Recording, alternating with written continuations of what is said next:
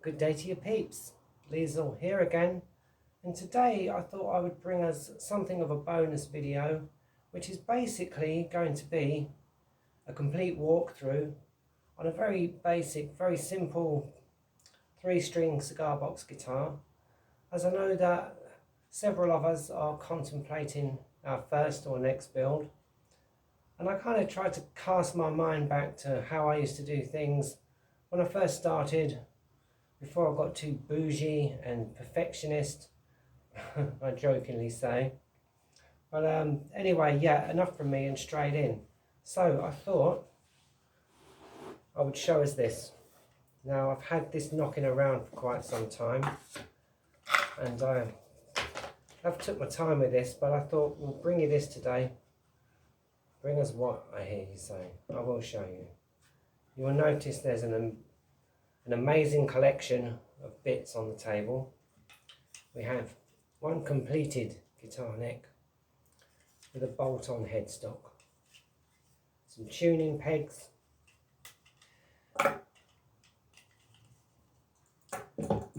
and this strange creature that looks a bit like some sort of steampunk dinosaur, but it is actually the body for this instrument, who we have lovingly named Little Filbert. Little Filbert, absolutely. Hello, Little Filbert. Anyway, I'm stalling. Let's get back to it. So, I kind of tried to think about some of the issues we may encounter, especially using different types of box or cigar box along with these builds. You will have heard me say these things before, I'm sure, on various videos, but I thought if we just bung the whole lot together and we can very quickly walk through this. So, taking it from the top, I decided on a straight through neck, which did start life, if you ignore the fingerboard, as just 2 pieces of wood. Very simple, no sort of carving and shaping. Just went up to this point here and beveled that off and made this very rapidly built headstock. Now you don't need to shape it like that, you could simply have a wider piece of wood behind it and just bolt it on, a square piece of wood, drill your holes, we'll get to that. But I decided to give this one a bit of shaping because it's quite small, and with the big thick chunky square headstock did look a little bit strange, but there it is anyway. Here's the body of the box. The body of the box, the body of the guitar, which is a box. And as you can see, that it's clamped everywhere. And I'll show you why now. So, if I do remove these rather cheap spring clamps, you'll see that they're clamped on the side and on the top very quickly. And here's the reasons why. Inside I put some thin pieces of wood to create some supports, because as we may have seen, quite often with these, when you cut the slots, that starts to bow outwards.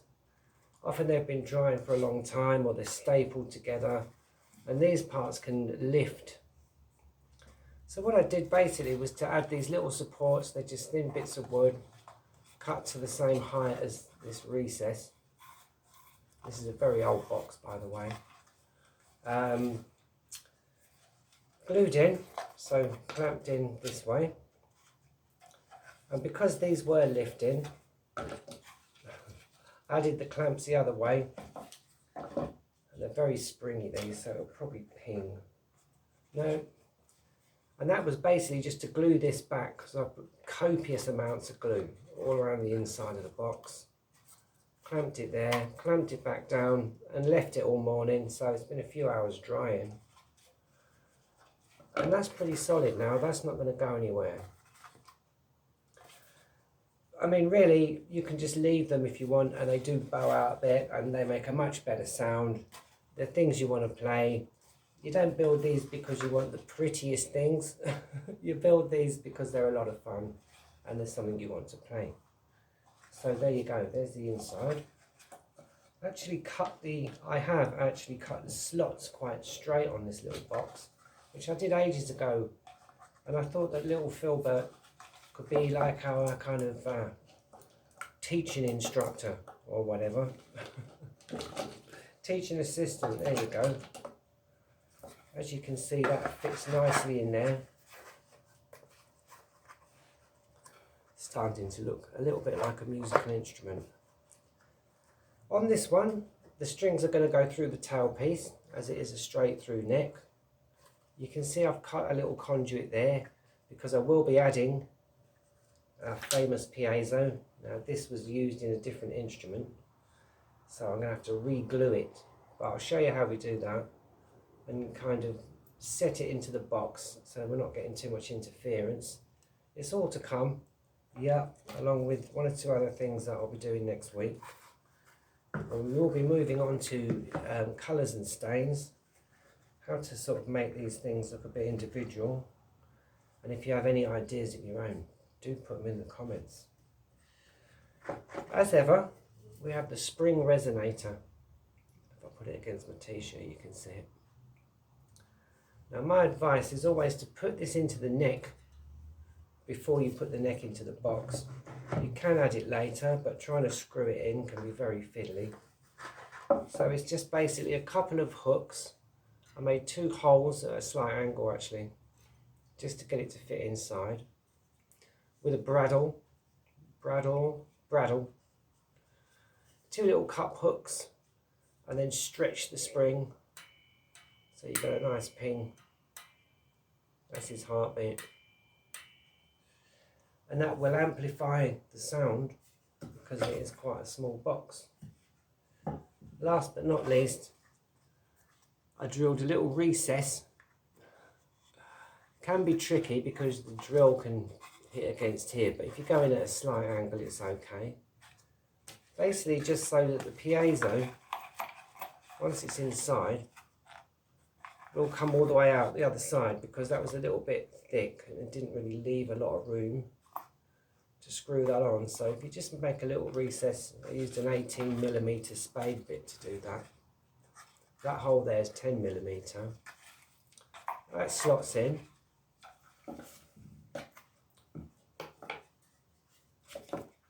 Da-da-da-da-da. Stalling for time. Obviously the neck will slot in here. And this is something that you might want to consider a very simple build if you're coming up to doing your first guitar. I always say do a diddly bow first, because once you get used to that, you get used to kind of how these things work out. But that's how I started anyway. Tailpiece in the end, we're gonna, well, I'll show you now actually.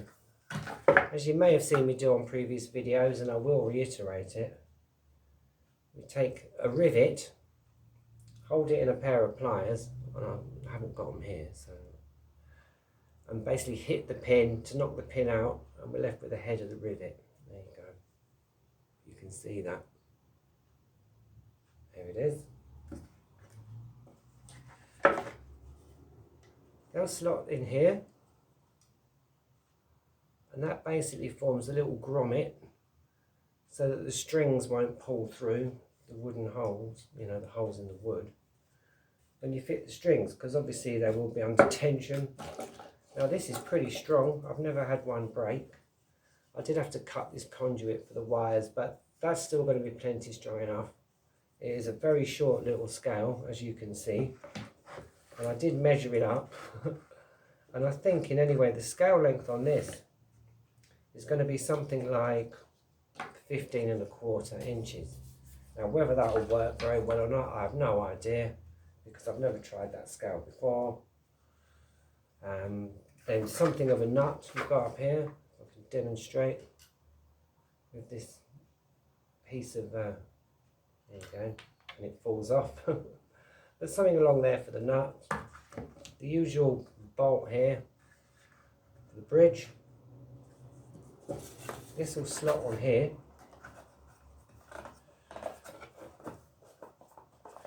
And there you go, we'll have a little gitty, right? Very simple, doesn't take long to build. I did manage to salvage a piece of that oak, and yeah, hence it went to little filbert because there wasn't much of it left. But here's a very small instrument. I did manage to get enough of it that was still kind of straight and not too kinked. Clamped it very firmly on the bench and left it for 24 hours. It seems to have stuck quite well. But you don't really need to add one if you don't want to. You can just have one piece of wood. It does help if it comes slightly above the lip of the box. But again, it doesn't really matter. The first one I ever built was actually a little bit lower. But once I did the action, it didn't make a lot of difference. And if it's just something you want to play,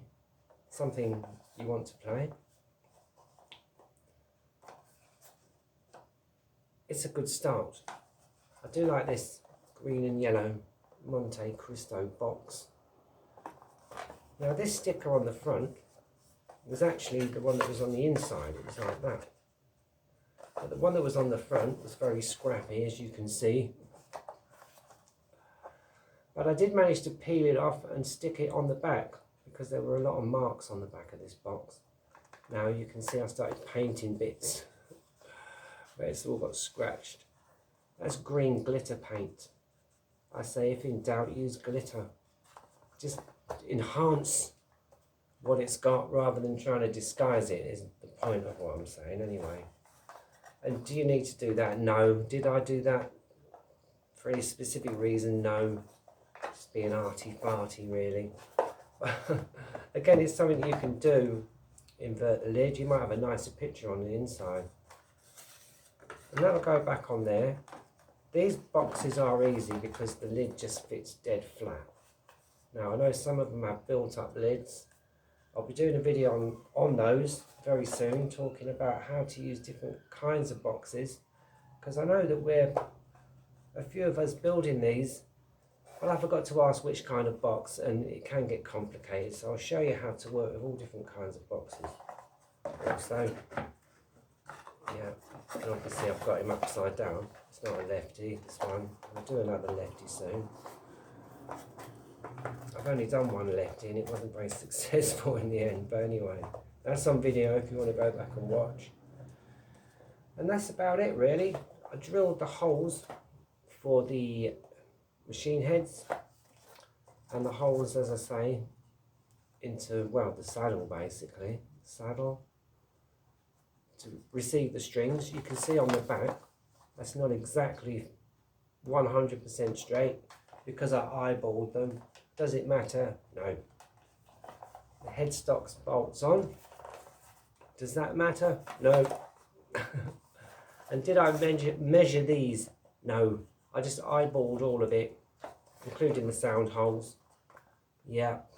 I've done so many of these now, I can pretty much just do it. But this is what I'm saying, little filbert, it doesn't matter, right? It's one you want to play. It doesn't have to be the prettiest.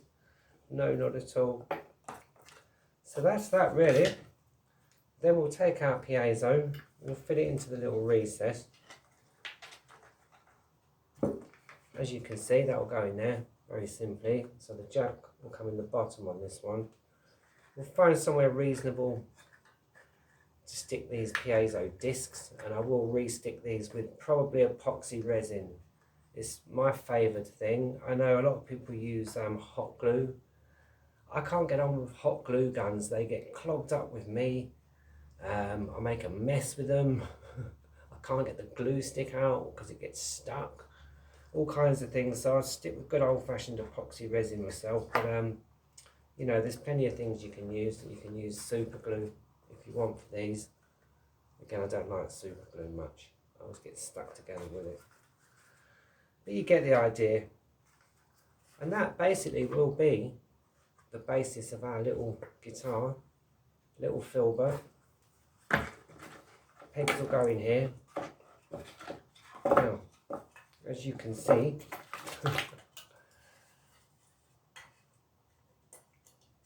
if we just pop those in, they do kind of fit nicely. Now you can have them at a little angle like that, which I think I'll probably do. As long as the machines are pointing downwards, then that's fine, because you might see these put in weird places, but I think keep the machines down and then they don't get damaged. If they're painting the other way, they can get pulled out by the strings. We'll talk about that later. So you can either have them pretty straight and flush like that. Not that it is, or you can have them at a bit of an angle, which I think I'm going to do. And that will be fine for a little gitty like this. It's a short scale, so it's not going to be under a lot of tension. And I think that's basically it. I mean, that will slot in there. I will be showing us one or two other things, probably using Filbert as a teaching aid. Box on the front. Bob's your uncle, Fanny's your aunt. Now here's a handy thing. A little template that I made. I made this a long time ago. But it is handy if you're cutting out a few of these headstocks, because you can just slap that onto your piece of wood, draw around it. It saves you measuring loads of stuff again and again. If you're using the same kind of sizes of wood, that was literally an offcut that was just the right thickness. So I didn't have to grind that down or anything. Nice quick way of doing it. And yeah, so that was a bit of a result really. Put the template on, cut round, and then just hacked it off really on the workbench.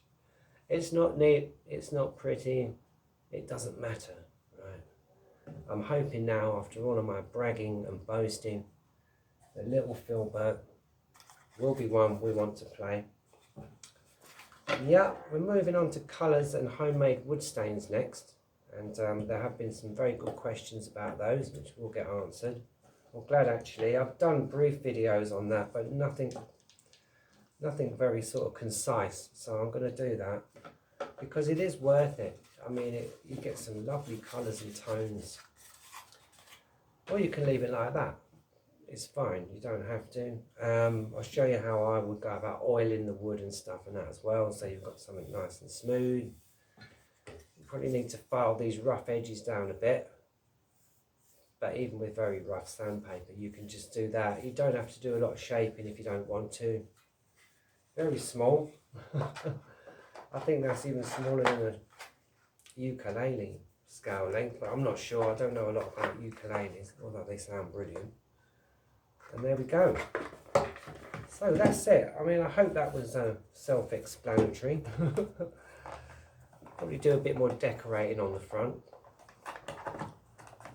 The usual 12mm grommets for the sound holes, and they just pop in. A little bit of wood glue and that wood will swell and it'll hold really nice and tight, but I've never had them fall out, and even if they do, who cares? You've still got the sound holes. Job's a good one. So that's it for now, for this very brief video.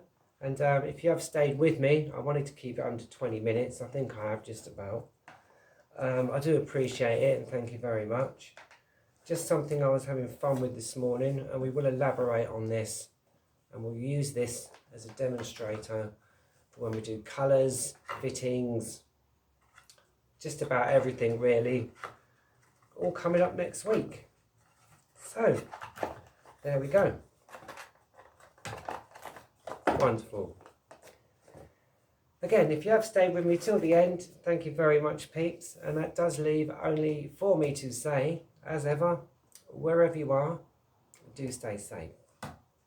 Whatever you're doing, do stay blessed. And whatever life brings, keep building. Okay then, peeps. Bye for now then. Bye.